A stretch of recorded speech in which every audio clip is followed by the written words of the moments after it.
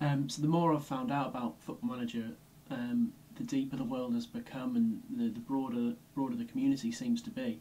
Um, I've recently heard stories of quite a secretive group of players known as llamas, which are completely new to me. I'd never heard of them before,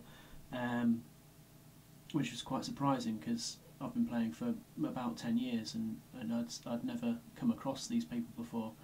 So I've managed to track down one of the kind of key members of the Football Manager community, Gareth Millward, who writes for a fan site known as fmbritain.co.uk, and they're kind of one of the biggest and one of the most in-depth Football Manager fan sites that are around. So I'm hoping he'll be able to shed a bit of light on these mysterious creatures.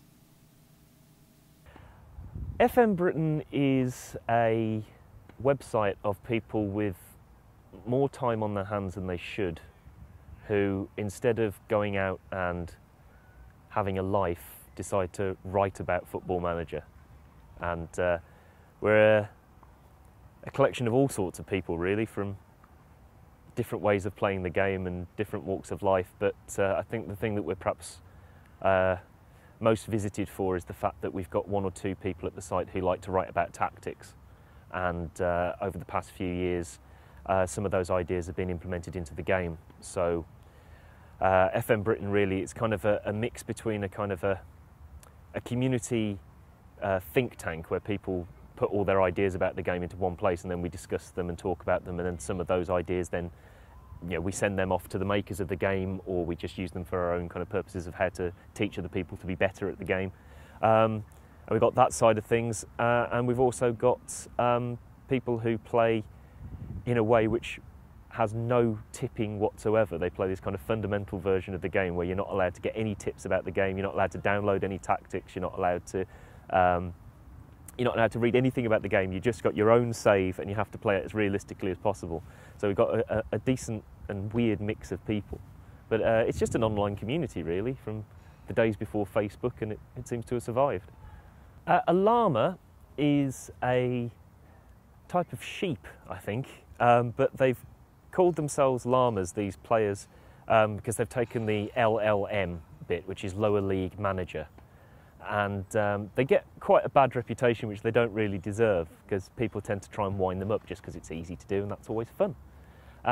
Essentially what they do is they take a team in the lowest playable division of any league in the world, so it would be Conference North, Conference South, Serie C2 I think in Italy, the Segunda B in Spain. You kind of get the idea. And their goal then will be to play the game as realistically as possible, moving their way up through the leagues. So they will do things like, sometimes in the game, if you're English and you've had any kind of success whatsoever, even in League One, you'll get offered the England job. They would see it as unrealistic to then take the England job, so they wouldn't do it. Similarly, they would find it unrealistic for you to be able to scout players in Armenia if you were a very small club in Wales. So they refuse to do that kind of thing. So really, they use the tools in the game to play what they would term realistically. So you have to use the scouts in the game. You can't just use the player search and find a player and then sign him. You have to have a player either brought to your attention by the scouts or by media items in the game, and then you have to scout them properly to know how good they are, and then sign them. But they refuse to give out any tips about who the best players to buy, what the best tactics are, all that kind of stuff. But they also refuse to read any tips, so they kind of, each of their games is in a bubble.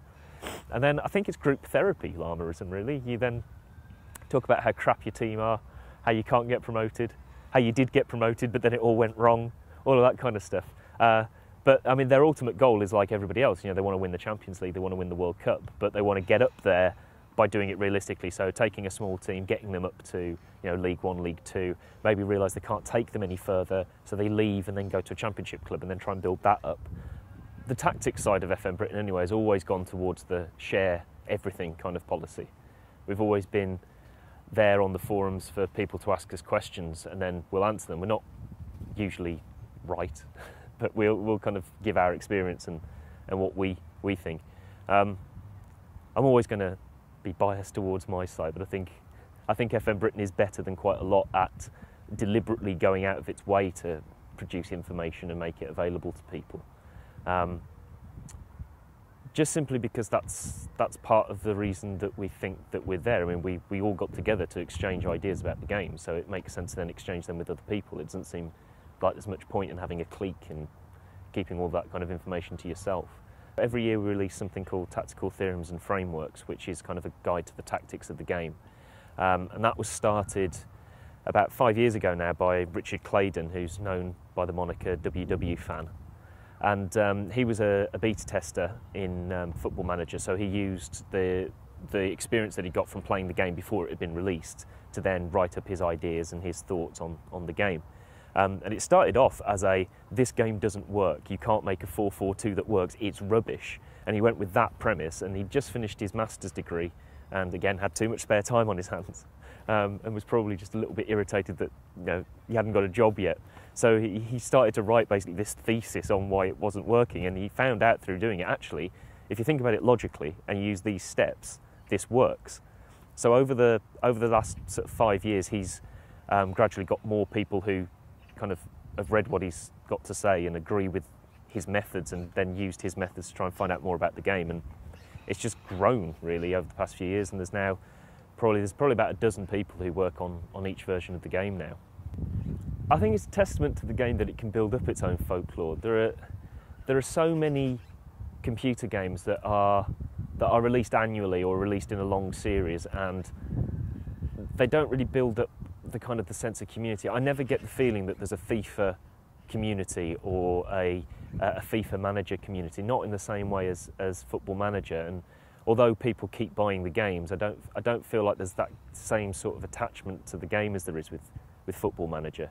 I think it's because it's so immersive. I mean, other games that I've kind of played that are like that and have built up a community are things like SimCity or Civilization, or particular kind of cult games that were easily moddable. I think that's one of the things that Football Manager's got. So there is kind of community input into data updates, into graphics, into tactics, into there's all sorts of things that you can share and talk about, which is one of the reasons why it gets such a community. But people buy each iteration of the game and continue the discussions from before, because it is kind of like a continuation, and there's not that kind of sense that every game is completely separate and completely different, and that they've just added all these different features just for the sake of it. You feel like each game is a progression moving on.